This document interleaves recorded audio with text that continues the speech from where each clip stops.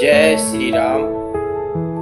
देखिए, रावण को सिखाने के लिए बहुत से आए। उसकी पत्नी भी सिखाई बताई है, माल्यवान उसके नाना बताए, उसके भाई विभीषण, बहुत से बड़े बड़े लोगों ने उसको सिखाने की प्रयत्न किया, लेकिन वो किसी की बात को नहीं माना। किसी का उसको विश्वास था कि राम मुझे मारेंगे, किसी की बातों को विश्वास नहीं, उसे यही विश्वास था कि राम मुझे मारेंगे, बस यही उसको विश्वास था। और राम जी से शत्रुता करने का सबसे अच्छा तरीका है कि उनके भक्तों को कष्ट देना। माता जानकी जी को उठा कर लाया था, और रावण एक बार भी सीता जी के पास में नहीं गया था। केवल वो उसी दिन सीता जी के पास गया जब उसे सपना आया था कि यहाँ पर एक बानर आने वाला है। जिस दिन हनुमान जी महाराज पहुंचे थे ना अशोक वाटिका में, उसके एक रात पहले उसको सपना आया था रावण को।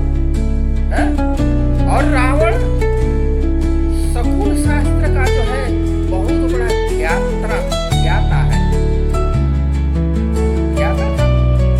स्वप्न शास्त्र का ही ज्ञाता था। इसलिए वो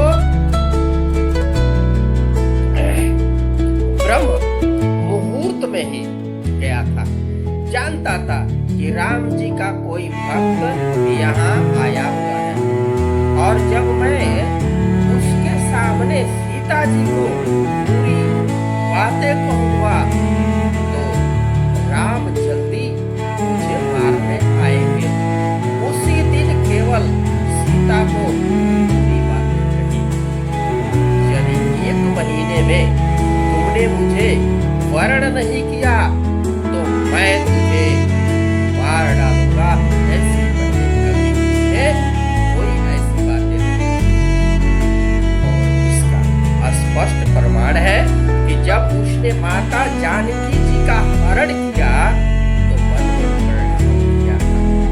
मानस जी में लोगों ने अच्छे से नहीं पढ़ा है तो ही उनको भ्रम हुआ है। बाकी जिन्होंने उसके रस को अच्छे से चखा है ना, मानस जी के रस को अच्छे से चखा है, उसको पता है कि रावण जानता था कि वे भगवान है और मेरे उद्धार का केवल एक ही उपाय है, विश्वास। उसे भी तो भक्त का ही बल है, तो भगवान को आप भाव से बज रहे हैं।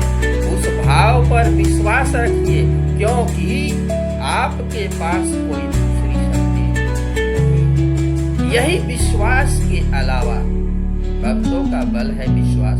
तो सबसे पहले क्या मांगा गोस्वामी तुलसीदास जी ने?